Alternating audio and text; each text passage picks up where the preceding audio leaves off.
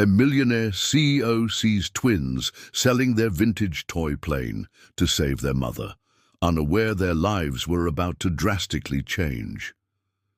Before we dive into this story, subscribe to the channel for more narratives like this and leave your like. It helps us a lot.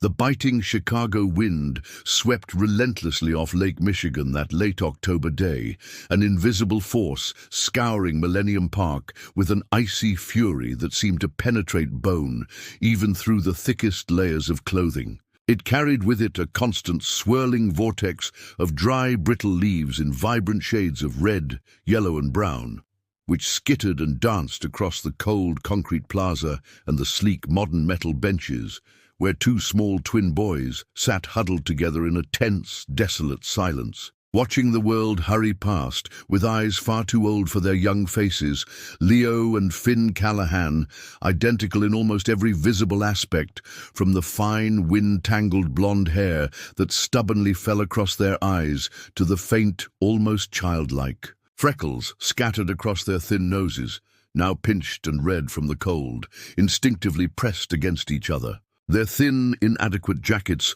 offered little real protection against the penetrating damp chill of the autumn morning air, whipping off the vast lake. Between them, on the cold metal bench, rested a vintage tin airplane, a sturdy-looking but clearly ancient biplane, perhaps dating back to the 1950s. Its once bright red and silver paint was now faded by time and deeply scratched in numerous places, a silent testament to countless imaginary flights and rough landings. The small metal propellers were slightly bent, and one of the tiny wheels of the landing gear was missing altogether, yet the toy still exuded an undeniable nostalgic charm, a patina of history and affection. It had belonged to their father, a gift from his own grandfather, a small treasure passed down through generations, now their last tangible link to him. "Someone has to buy it, Finn," Leo whispered, his voice strained not just by the cold that made him shiver slightly, but by the raw anxiety tightening his throat like a knot. His small, chapped hands nervously turned the beloved toy over and over in his lap, as if the simple, repetitive touch could somehow magically invoke a generous buyer. Dad always said it was the fastest, bravest plane in the whole wide world. He even gave it a name, the Comet. The memory of his father's proud voice brought a fleeting, painful brightness to his blue eyes, quickly overshadowed by the crushing weight of their current worry. Finn nodded silently, swallowing hard with difficulty as his identical blue eyes, large and unnervingly serious for his 10 years, scanned the indifferent crowd hurrying past on the wide park walkway. Bundled-up tourists snapped the obligatory photos in front of the giant, bean-shaped stainless steel sculpture. University students with earbuds hurried towards classes at the imposing Art Institute across the street. Sharp-suited executives strode purposefully by, immersed in their phones, completely oblivious to the small, silent drama of childish desperation unfolding on the cold bench beside them. Finn's stomach rumbled again, loud and complaining in the tense silence between the brothers. But he ignored it with the stoic practice of someone who had, unfortunately, become accustomed to the persistent gnawing sensation of emptiness. They hadn't eaten anything truly substantial since the meager dinner the night before. Half a can of watery tomato soup, heated on their ancient electric hot plate, meticulously divided between the two of them. But physical hunger, however sharp and uncomfortable, wasn't the priority in this desperate moment, not when their mother, Eleanor, lay in their small, damp, rented one-room apartment in the distant Pilsen neighborhood, terrifyingly pale, frighteningly weak, visibly struggling for each shallow, painful breath, even with the old, noisy, cumbersome dark green oxygen tank hissing ominously beside her makeshift bed on the floor of the living room. The image of her, so fragile, so utterly dependent on them, was a constant heavy presence in their young, overburdened minds. "Let's try closer to that weird metal snake bridge," Finn suggested again, his voice a little hoarse from the cold and disuse, nodding his chin towards the modern, sinuous BP Bridge, the stainless steel pedestrian walkway designed by Frank Gehry that gracefully arched over the busy Columbus Drive towards the towering glass and steel skyscrapers of the financial loop. Lots more rich people walk over there going to work. Someone has to stop. Someone has to have a heart. The twins stood up from the cold bench, their legs slightly stiff and numb from the cold and inactivity. With a final hesitant glance towards the empty playground nearby, a place where they used to play tag and pretend to fly the Comet in happier, easier times, they strategically positioned themselves at the bustling start of the pedestrian walkway near the park entrance. They mustered a quiet courage and a fierce determination that starkly belied their tender age and obvious physical fragility.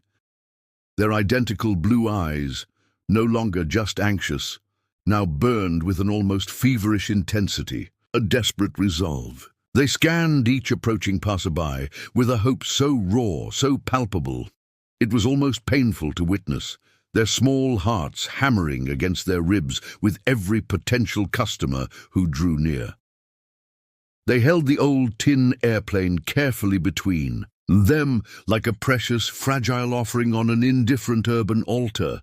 "Excuse me, sir," Leo called out, his voice higher and clearer than before, striving for confidence, addressing a middle-aged man in an expensive, impeccably tailored suit who was talking animatedly on his cell phone, gesturing broadly. "Would you like to buy our toy airplane? It's very old, sir, a real antique, and very special. It really flies." The man strode past without breaking stride, deeply engrossed in his conversation about stocks and mergers, waving a dismissive hand vaguely in their direction without even glancing down at the boys or the toy they held out so earnestly. The rejection felt like a physical blow. This painful, humiliating pattern repeated itself relentlessly throughout that long, cold, wind-swept morning.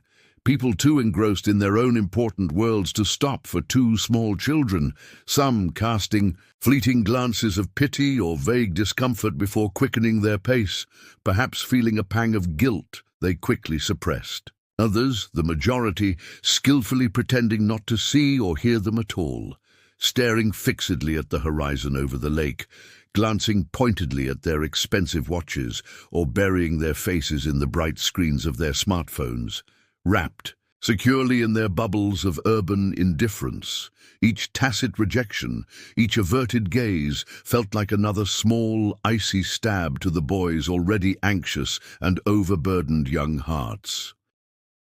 "It's not working, Leo," Finn said finally, after yet another dozen fruitless attempts had only deepened their despair. His voice thick with the frustration that threatened to spill over into hot, bitter tears despite the biting cold. His small shoulders, which had started the morning squared with fragile hope, were now slumped in weary discouragement. "Nobody wants a beat-up old plane. We need the money for the deposit on the portable oxygen concentrator today.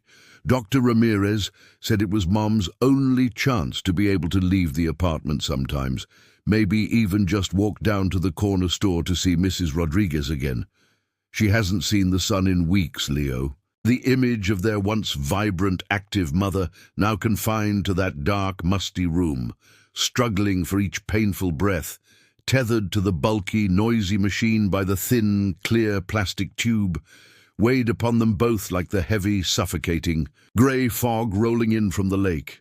Meanwhile, across the vast expanse of the park, near the opulent storefronts and luxury hotels lining Michigan Avenue, a tall, lean, imposing figure emerged from a sleek, silent, gleaming black sedan that purred to a stop at the curb with the discretion of a diplomatic vehicle. Julian Croft, the very epitome of understated but undeniable corporate success, automatically adjusted the collar of his bespoke Italian cashmere overcoat, a reflexive gesture against the biting Chicago wind that he barely registered consciously. He nodded curtly as his long-time loyal driver and general factotum Arthur, a man whose impassive face and unwavering loyalty had been a constant fixture in Julian's life since before the tragedy, confirmed his packed schedule of crucial afternoon meetings at the ultra-modern headquarters of Croft Enterprises, a renowned architectural marvel of glass and steel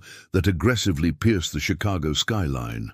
At 42, Julian Croft had meticulously, relentlessly carved out not just a multi-billion-dollar business empire, but also a personal life of near absolute emotional isolation, a carefully constructed fortress designed to shield him from further pain. He had transformed the solid but conventional engineering firm inherited from his father into a global powerhouse of innovative industrial design and cutting-edge precision engineering, a force both feared and respected in equal measure within international financial circles. His name, often whispered with a mixture of awe and apprehension in boardrooms from Chicago to Shanghai, was synonymous with cold strategic vision, disruptive technology, and a ruthless, often brutal business acumen that intimidated competitors into submission and frequently silenced any hint of questioning or dissent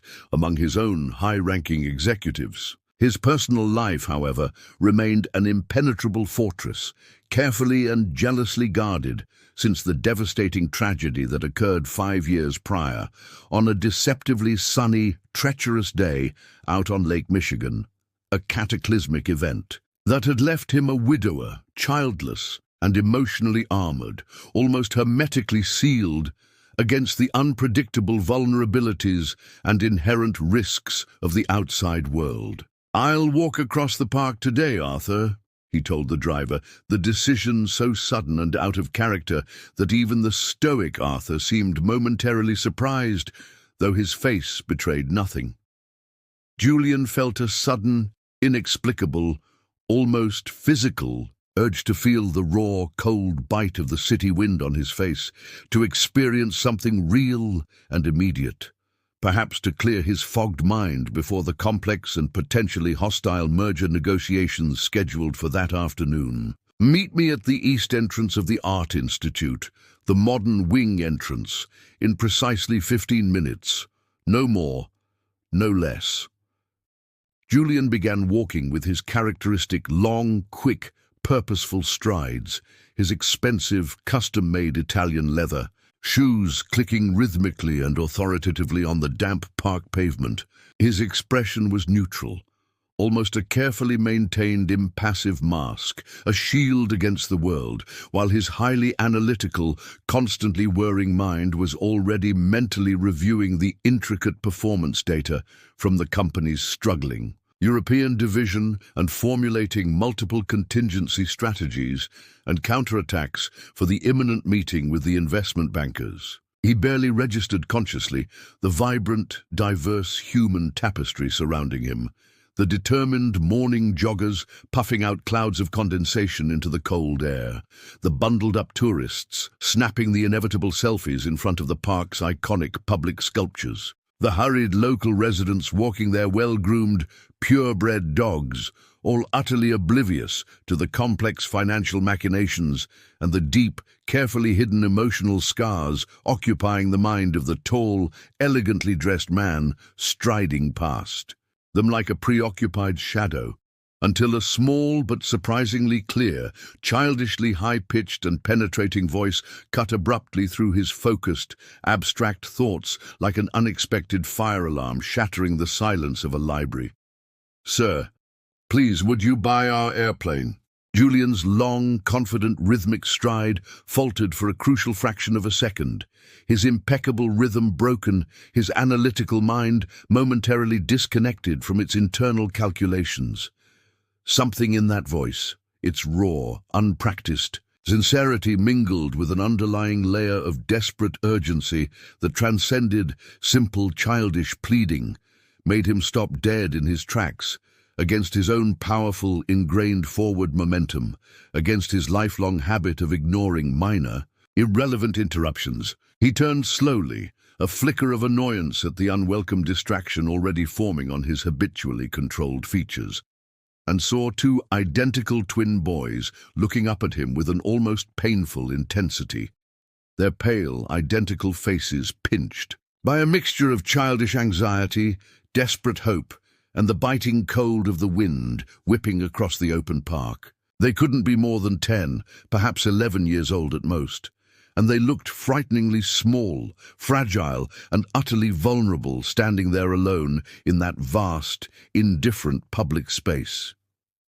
One of them, Leo, held out an old, battered, wheelless tin airplane, cradling it carefully in both of his small, chapped red hands, as if it were a fragile, sacred, priceless artifact rescued from an ancient shipwreck. "We're selling it, sir," the boy continued, his voice trembling only slightly now, but holding remarkably steady with a visible effort of sheer willpower and courage. "It belonged to our dad. He was a pilot before he got sick. He said, 'This plane still flies really great if you throw it just right, you know. With the wind helping it, he said it just glides.'"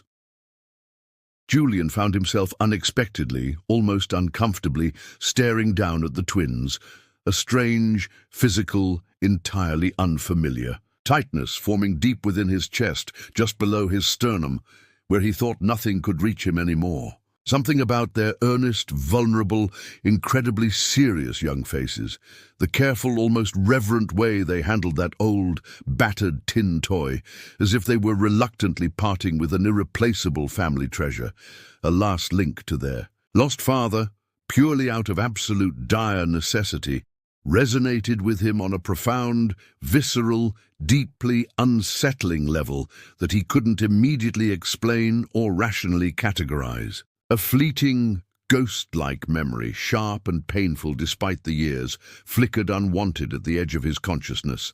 A similar battered toy, perhaps a small wooden sailboat he had painstakingly crafted with his own father, lost forever. In the dark, treacherous, churning waters of Lake Michigan, on that terrible sunlit day 5 years ago, the day his world had ended. "How much are you asking for it?" Julian heard his own voice inquire again, sounding distant and strangely hoarse to his own ears, utterly devoid of its usual crisp, cool, cutting authority. The twins exchanged another quick, almost imperceptible glance, charged this time with a mixture of desperate hope and palpable anxiety, a complex, silent communication passing between them in that single, shared, split-second look. "Whatever you think it's worth, sir," replied Finn, the other twin, his small chin held stubbornly, proudly high, despite the tremor in his voice that betrayed his fear, a dignity that starkly contrasted with his thin, worn jacket and clearly inadequate shoes in the biting cold. "It's just, we really, really need the money today, sir. It's for our mum. She's real sick. She needs a special machine to help her breathe better, a portable one, so she can maybe go outside the apartment sometimes." The raw vulnerability, the simple, unadorned desperation in their voices was almost unbearable. Julian's normally analytical, detached gaze lingered for a long moment on the old tin airplane being offered up in those small, trembling hands. It was obviously an antique toy, likely dating from the 1950s or perhaps the early 60s, possessing the kind of solid, honest construction rarely seen anymore.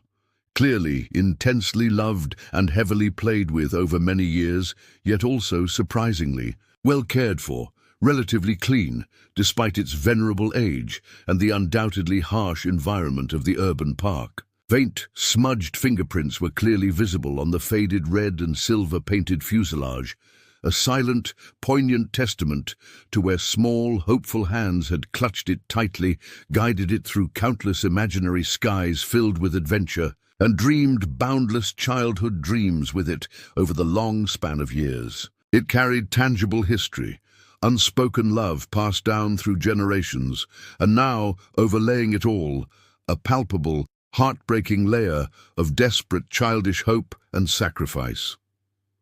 Without fully understanding the powerful, utterly illogical impulse that suddenly surged through him, acting purely on a protective instinct that seemed to bypass all his carefully constructed rational defenses and emotional barricades built over the last 5 years of grief and self-imposed isolation. Julian reached again into the inner pocket of his cashmere overcoat and retrieved his fine Italian leather wallet. Completely ignoring the smaller denomination bills, he swiftly extracted not just one or two, but a substantial sheaf of crisp, new $100 bills, 5 of them in total, $500, a princely, almost absurd sum for the purchase of a broken old toy plane, an amount he frankly would barely register missing from his vast personal accounts, but one that he could clearly see in the stunned, disbelieving widening of the boy's identical blue eyes, would signify the entire world, perhaps even the crucial difference between fragile hope and utter despair for them and their ailing mother. "Here," he said, his voice perhaps a little rougher than usual, holding the folded money out to the utterly astonished boys. "Will this be sufficient to help with the deposit for the breathing machine for your mother?" The identical pairs of wide, blue eyes belonging to the boys stared at the offered money, first in stunned, absolute disbelief, then in a dawning, overwhelming, almost painful wave of relief that seemed to instantly wash the tension and fear from their small, pale faces. $500! It was far, far more than they could have possibly hoped or dared to achieve, perhaps more money than they had ever held in their hands at one time. Certainly enough for the deposit, and maybe even more. Leo, his hands now visibly trembling with the enormity of the unexpected gift, carefully, almost ceremoniously, placed the old tin airplane into Julian's large, outstretched palm. His small fingers lingered for just an extra heartbeat on the cool, familiar metal before reluctantly pulling away, a silent, swift, poignant farewell to a tangible piece of their father, their past, their childhood. "Thank you, sir." "Oh, thank you so very, very much," Finn stammered out, his voice finally breaking, thick and trembling with unrestrained raw relief and overwhelming emotion. This will really help Mom breathe so much better. Truly, you have no idea how much this means, sir, thank you." Julian carefully tucked the surprisingly solid and heavy tin airplane into the deep side pocket of his cashmere overcoat, feeling its strange, incongruous weight there against his hip. He watched as the twins clutched the offered money tightly, almost fiercely, their small, slightly grubby hands protective and almost reverent around the unexpected windfall, as if it were fragile treasure that might vanish at any moment. They exchanged another quick, urgent look, their faces alight now with a mixture of tearful joy and renewed determination, then turned abruptly and hurried off together down the path of the walkway, disappearing quickly into the indifferent flow of the morning crowd heading towards the city centre. He absolutely should have turned then, should have continued his brisk, purposeful walk across the park towards the Art Institute, should have resolutely shaken off the strange, unsettling interaction as a momentary, inexplicable anomaly in his otherwise rigidly controlled day. He should have immediately returned his disciplined mind to his relentless schedule, to the multi-billion-dollar merger negotiations and the complex strategic decisions that awaited him in his sterile office tower. He should have completely forgotten the 2 pale, earnest boys and their battered old tin airplane. That is precisely, unquestionably, what the old Julian, the efficient, logical, emotionally armored CEO who had survived the unsurvivable, would have done without a moment's hesitation or a backward glance. Instead, inexplicably, illogically, he found himself standing rooted to the spot on the windswept walkway, watching the boys' small, receding figures as they half ran, their identical blonde heads bent close together in an animated, urgent conversation. The precious money, undoubtedly, clutched tightly and protectively in a worn jeans pocket. An unfamiliar pang, sharp, deep and profoundly unsettling, something akin to empathy or perhaps even paternal concern, resonated deep within his carefully guarded chest. a feeling he hadn't consciously experienced in 5 long, empty, and solitary years. It was uncomfortable, almost painful, yet strangely grounding. Julian turned slowly, almost reluctantly, towards Arthur, his ever-present, silent, loyal driver, who had somehow materialized discreetly just a few yards away on the sidewalk, his face as impassive and unreadable as always. But perhaps, Julian imagined, with just a fleeting flicker of unasked curiosity in his experienced, world-weary eyes, that had surely witnessed everything over his decades of service to the Croft family, both the triumphs and the tragedies. "Arthur," Julian said quietly, the words surprising himself yet again with their uncharacteristic spontaneity and complete lack of calculated business logic. "Follow those boys. I want to see where they go. Maintain a safe distance. Be very, very discreet. Do not lose sight of them." As his luxurious, whisper-quiet sedan, a rolling fortress of tinted glass and polished chrome, moved slowly and almost invisibly through the bustling, indifferent city streets, expertly navigated by Arthur, following at a careful, unobtrusive distance the 2 small, hurrying figures who now ran eagerly along the cracked sidewalks towards a decidedly less affluent neighborhood several miles south of the gleaming loop.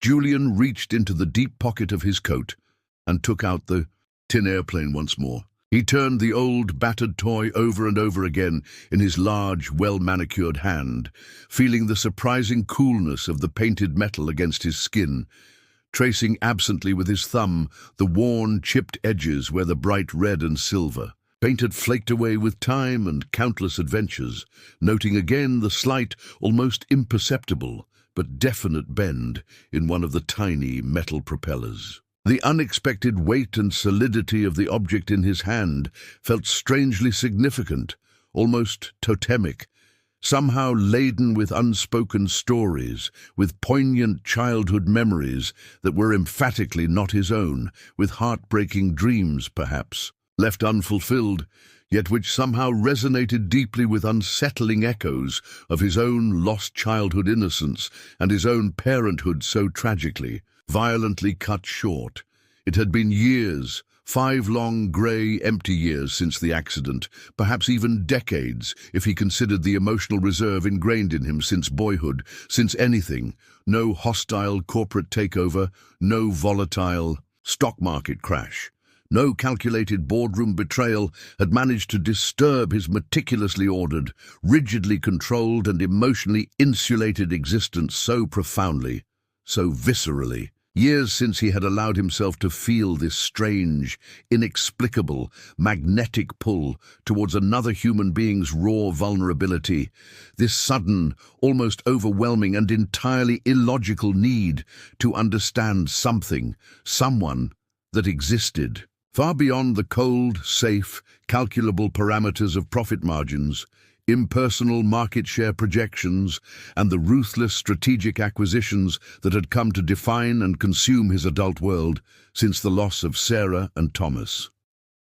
Julian Croft was a man who prided himself immensely on not believing in intangible, unpredictable forces like destiny or coincidence. He believed fervently, almost religiously, in quantifiable data, meticulous strategic planning, ironclad logic, and maintaining absolute unwavering control over his environment, his business empire, and, above all, over his own potentially treacherous emotions. But as he watched through the dark, bulletproof privacy glass of his limousine, while those identical twin boys turned eagerly onto a narrow, shadowy, unfamiliar side street, lined with old, crumbling brick tenements, adorned with colorful but fading murals, he couldn't, no matter how hard he tried to rationalize or dismiss it, shake the deeply uneasy, persistent, and entirely illogical feeling that something truly significant, something potentially transformative, a pivotal turning point, an irrevocable crossing of some unseen threshold had just occurred. Something that might, against all his carefully constructed, heavily reinforced defenses, erected over the past 5 years of profound grief and deliberate self-imposed isolation, irrevocably change absolutely everything in his meticulously controlled and emotionally barren life. And the prospect, he had to admit to himself in the silent luxury of the car, was simultaneously both utterly terrifying and strangely, unexpectedly invigorating.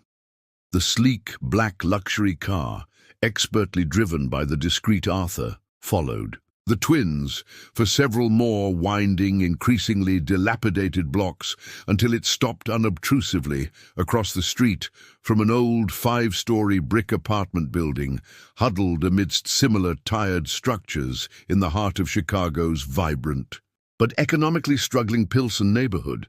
The stark, almost violent contrast between Julian's silent, gleaming, multi-$100,000 vehicle and the worn, gritty, yet resiliently colorful surroundings, elaborate, fading murals depicting community history clashing with peeling, paint and boarded-up windows, overflowing trash cans spilling onto narrow sidewalks, wrought iron fire escapes rusted and precarious, the distant sound of lively ranchera music drifting from an open window, mingling with the rumble of elevated trains nearby, could not have been more glaring or pronounced. Julian felt like an alien spacecraft that had landed in the wrong century, as the two small figures of the boys darted quickly through the building's scarred, graffiti-tagged front door and disappeared inside, clearly eager to deliver their unexpected financial windfall. Julian remained motionless for a long, contemplative moment in the plush, silent quiet of the back seat, the old battered tin airplane still feeling strangely heavy and significant in his hand. Cold logic, ingrained habit, and every instinct for self-preservation screamed at him to simply instruct Arthur to drive away, to return immediately to his own rarefied world of boardrooms and balance sheets, to forget he had ever seen these children or their heartbreaking plight, but something stronger, something deeper and more compelling, a nascent sense of responsibility perhaps, or a flicker of long-suppressed empathy, or maybe just sheer, uncharacteristic human curiosity, kept him rooted there. "Wait here, Arthur. Keep the engine running and the doors unlocked," he instructed his driver finally, his voice quieter but firmer than usual. He stepped out of the car onto the cracked, uneven sidewalk before the rational, detached CEO part of his brain could fully engage and make him reconsider his utterly illogical, potentially foolish impulse. The building's dim, narrow entryway smelled intensely, almost overpoweringly, of a complex, unpleasant mixture of persistent dampness, stale cooking odors, garlic, onions, frying oil, old cigarette smoke, dust accumulated, over decades, mildew, and a subtle but pervasive undercurrent of quiet, weary desperation that seemed to physically impregnate the very peeling plaster walls. Julian, feeling conspicuously, almost absurdly out of place and vulnerable in his expensive cashmere overcoat and polished handmade Italian shoes, climbed 4 long flights of dangerously creaking, dimly lit, narrow wooden stairs. Each worn step protested loudly under his unaccustomed weight, the sound of his expensive footwear echoing strangely and intrusively in the profound, almost tomb-like silence of the neglected building, broken only by the distant, muffled sound of a television playing in Spanish somewhere floors below. He followed the now clearly audible sound of excited, slightly breathless children's voices, a mixture, he thought, of nervous energy and perhaps fearful anticipation, until he reached a battered wooden door at the very end of the dark, narrow 4th-floor hallway. The apartment number, if there ever was one, was long gone, leaving only a faded, ghostly outline on the wood. The door's original green paint was peeling away in large, curling flakes, revealing layers of older, uglier colors beneath like geological strata of past occupants' lives. He hesitated for a crucial moment, standing awkwardly in the dim, dusty hallway, experiencing a sudden, overwhelming sensation of trespassing, of crossing an invisible but potent social boundary into a world utterly alien and perhaps hostile to his own carefully curated existence. He almost turned back then, but then he heard a faint, weak cough coming from inside the apartment, followed immediately by the rhythmic, worrying hiss of an oxygen tank, and he knocked firmly, but, he sincerely hoped, gently on the flimsy, scarred wood. After a tense moment of dead silence from within, the door creaked open just a few inches, revealing the wary, instantly recognizable, freckled face of one of the twins. Leo, he guessed again, recognizing the slightly more serious, watchful set of his jaw. "It's him! Dad's plane guy, the man from the park! What's he doing here?" Leo exclaimed, genuinely startled and alarmed, glancing quickly over his shoulder back into the dimness of the apartment, his wide blue eyes fixed on Julian with a mixture of outright confusion, surprise, and perhaps more than a little residual fear.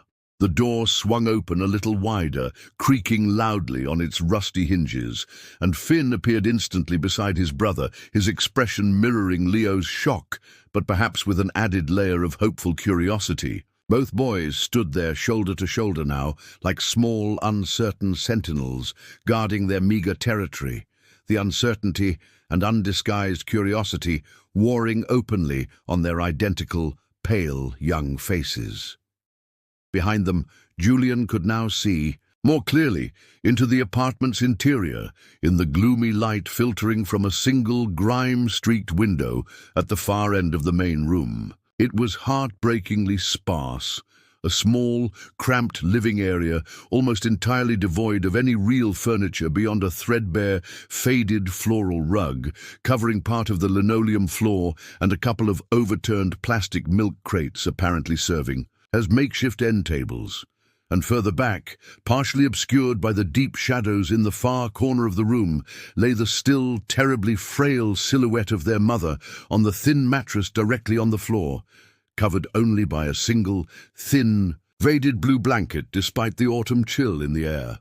"May I come in for just a moment?" Julian asked again, deliberately softening his usual commanding tone even further, consciously trying not to intimidate them more than his unexpected presence already had. "I just wanted to see how your mother is doing." The boys exchanged another one of their rapid, indecipherable twin glances, a silent negotiation passing between them in a fraction of a second. Then, perhaps remembering the money in their pocket, or simply overwhelmed by the situation, they reluctantly, hesitantly stepped aside, one to each side of the doorway, allowing him passage into the small, cramped, poorly lit space that was their home. Inside, the apartment, though starkly impoverished by any standard Julian was familiar with, was surprisingly, almost fiercely, clean. The worn linoleum floor, though cracked and faded, gleamed faintly from a recent scrubbing. The few surfaces were meticulously dust-free. An attempt had clearly been made to impose order on chaos. What struck Julian most profoundly, however, even more than the cleanliness, was not what little was present, but rather what was so conspicuously missing. No hint of excess, no trace of creature comforts, virtually no decoration beyond those few bright children's drawings taped defiantly to the peeling plaster walls, just the absolute unadorned, barest essentials required for basic human survival. A single old sagging couch, covered neatly with a threadbare but clean floral sheet, stood against one wall. A small, battered, formica-topped kitchen table with two mismatched metal chairs occupied another corner. Makeshift shelves constructed from rough wooden planks and stacked bricks held a small collection of well-loved children's paperback books and a few more art supplies. The persistent, sharp smell of cheap, pine-scented disinfectant hung heavily in the air, waging a valiant, but ultimately losing battle against the underlying dampness and the faint, lingering smell of sickness. "My mom's sleeping now," whispered one of the twins. Finn, Julian was fairly certain this time, recognizing the tiny white scar just above his left eyebrow that served as the only reliable physical differentiator between the two identical boys. The new medicine the doctor from the clinic gave her yesterday makes her really, really sleepy, he said. Eleanor Callahan lay utterly still on the thin mattress pushed into the far corner of the room, presumably the warmest spot away from the drafty window. Her breathing was audibly difficult, shallow, rapid, and painful sounding, even with the assistance of the low, constant, rhythmic hiss coming from the old, bulky, somewhat battered, dark green oxygen tank positioned precariously beside her head. Her skin had a frightening pallor, almost translucent, stretched tautly over her delicate cheekbones, contrasting sharply with the faded, worn pattern of the thin cotton sheets covering her frail body. Even gravely ill and clearly utterly exhausted, her underlying resemblance to her identical sons was striking and unmistakable. The same fine, delicate facial features, the same high forehead, the same stubborn, determined set to the jawline, although her face, which he could now clearly imagine having been vibrant and strikingly pretty in healthier times, was now deeply encurvated, shadowed by chronic suffering and the constant, desperate struggle for sufficient air. "How long exactly has she been confined to bed like this?" Julian asked very quietly, moving cautiously closer to the makeshift bedside, his tall frame seeming to fill the tiny, cramped apartment, acutely aware of his intrusion. "Like this? Not getting up at all, even to use the bathroom?" "Almost a week." "Now," answered Leo, his voice barely above a whisper, his small shoulders slumping visibly again under the invisible weight of worry and premature responsibility. "But she gets worse and weaker every single day. The nice doctor at the free neighborhood clinic came yesterday. He said her lungs are just tired, real tired. Said she really needed to see a big specialist at a fancy downtown hospital, maybe. Get one of those new, better oxygen machines, but—" His voice trailed off, the unspoken financial impossibility hanging heavy in the air.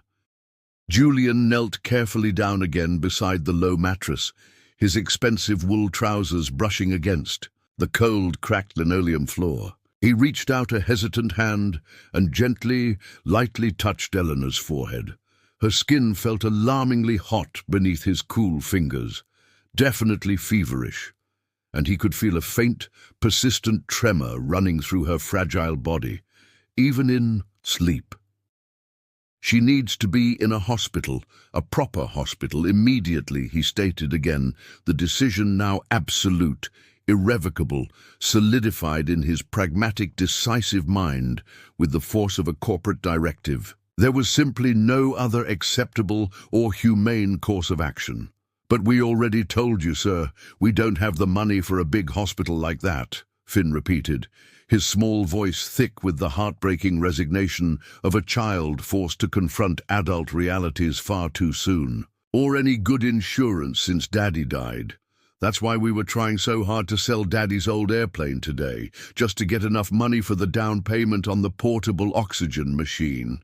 The doctor said maybe, just maybe, with that, she could go outside sometimes, just sit on the stoop downstairs, breathe some real fresh air for a few minutes."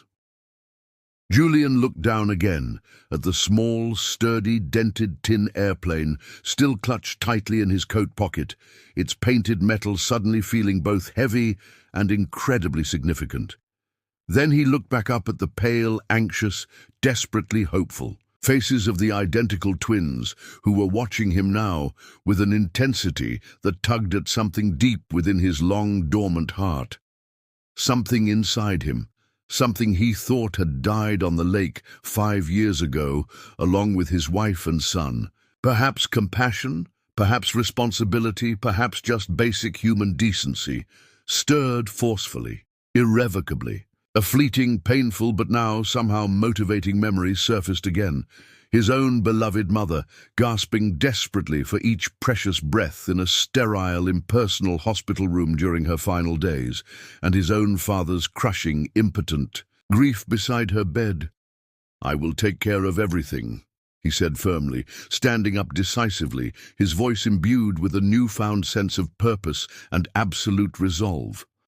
All of it. The ambulance transfer, the hospital admission, the very best specialists at Northwestern, all the expenses, whatever treatment she requires.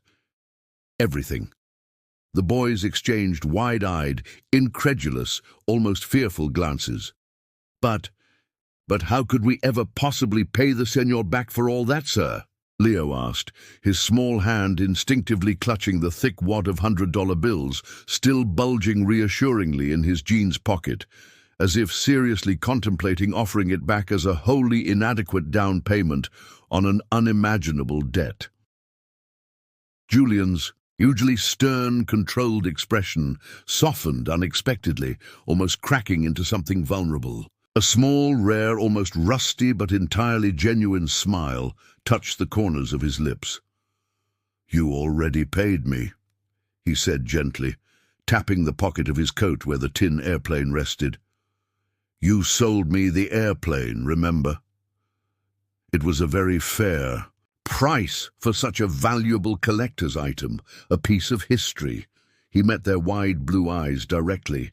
"Now it's simply my turn to help out a little." Without waiting for any further hesitant questions or protests, born of childish pride and ingrained hardship, Julian leaned down again and with surprising gentleness, considering his size and usual demeanor, and an unexpected surge of protective strength, carefully lifted Eleanor's frighteningly lightweight form into his arms. She murmured something soft and incoherent, perhaps her son's names, her eyes fluttering open for just a confused, unfocused moment, clearly far too weak and ill to resist, or perhaps even to fully comprehend the strange, wealthy, well-dressed man who was suddenly, inexplicably carrying her out of her life of quiet struggle and desperate endurance. The twins followed anxiously, almost tripping over each other in their haste, quickly grabbing their thin, worn school jackets from hooks. Near the door and the single battered backpack that apparently contained all their most precious worldly possessions, as Julian carried their mother carefully but swiftly down the 4 long flights of narrow, dimly lit, dangerously creaking stairs to the waiting luxury car, idling silently like a sleek black panther at the curb below. Its opulent, cream-colored, leather interior and softly lit cabin seemed like an alien spaceship compared to the grim, oppressive reality of the tenement building they were leaving behind, perhaps forever. Where exactly are we going now, sir?" Finn asked again, his voice small and filled with a mixture of residual fear and dawning awe as he squeezed his mother's limp, feverish hand tightly, huddled beside her on the plush back seat, while Arthur, the driver, held the heavy rear door open with a carefully neutral but subtly concerned expression that hinted he'd seen his employer do unexpected things before. "We're going to a place with the very best doctors in all of Chicago," Julian replied, his voice now firm, reassuring, and full of a confident purpose that seemed to calm the boys slightly. "People who can truly help your mother get well again." He was already dialing rapidly on his secure satellite phone as he settled carefully into the spacious front passenger seat beside Arthur, instantly assuming control of the complex logistical situation as naturally as he commanded his vast business empire, as the sleek black sedan pulled away smoothly and silently from the curb, leaving behind the impoverished neighborhood and the life the Callahan family had known. Julian found himself wondering again, but with less internal panic this time, and perhaps a growing sense of strange inevitability, what on earth had possessed him to intervene so decisively, so completely, so personally. For 5 long, empty years, he had meticulously, implacably, ruthlessly constructed impenetrable emotional walls around himself, focusing monomaniacally on his global empire, on maintaining absolute control, on avoiding meticulously any person, any situation, any reminder that might possibly reawaken the sharp, paralyzing agony of loss he had buried so deep within himself after the tragic sailing accident on Lake Michigan. Yet, somehow, Something utterly compelling about these identical twin boys, their quiet, fierce dignity in the face of hardship, their unwavering loyalty and devotion to their obviously ailing mother, their heartbreaking resilience against overwhelming adversity, and something deeply unsettling about Eleanor's own fragile, vulnerable, fading presence had managed to breach those carefully erected, heavily fortified defenses with an astonishing, almost frightening ease. Looking now in the rearview mirror at their pale, worried, smudged young faces huddled together protectively in the unfamiliar luxury of the back seat, reflected ghost-like in the tinted privacy glass, Julian understood with a surprising, disquieting, and somewhat alarming clarity that his meticulously controlled, emotionally sterile, deliberately isolated existence had just become irrevocably, perhaps even dangerously, entangled with the messy, unpredictable, vulnerable lives of these three strangers. And for the very first time in a very long, lonely time, he wasn't entirely sure how he felt about that realization. Only that the familiar act of retreating behind his walls no longer felt like a viable or even desirable option. What did you think of the end of this story? Leave us a comment, we'd love to know your opinion, and don't forget to subscribe to the channel and leave your like. See you next time.